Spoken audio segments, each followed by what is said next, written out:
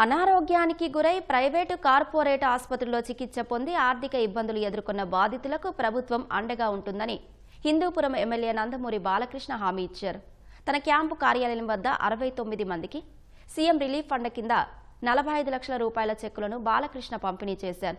కొంతమంది ప్రమాదాలకు గురై మరికొందరు అనారోగ్యానికి గురై లక్షల రూపాయలు ఖర్చు చేసుకుని ఆర్థికంగా ఇబ్బందులు ఎదుర్కొన్న విషయం తన దృష్టికి వచ్చిందని, వారిని ఆదుకోవడం సంతోషంగా ఉందని బాలయ్య అన్నారు. తమకు సహాయం చేసిన ఎమ్మెల్యే బాలకృష్ణకు చెక్కులు అందుకున్న వారు కృతజ్ఞతలు తెలిపారు.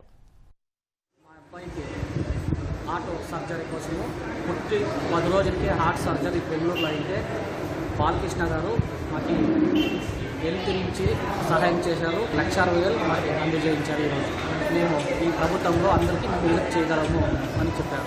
అలాంటి వారికి ఎంతోమంది స్ఫూర్తిగా టీడీపీ ప్రభుత్వం రాష్ట్రంలోనే ప్రతిష్టాత్మకంగా హాస్పిటల్ ఖర్చులకైతే ఆపరేషన్ చాలా సద్వినియోగంతో అందరికి కూడా చెక్కులు పంపించడం జరిగింది. అలాంటి వారికి ఎంతో మందికి ఆదర్శంగా నిలిచినందుకు ఎమ్మెల్యే గారికి ధన్యవాదాలు తెలుపుకుంటూ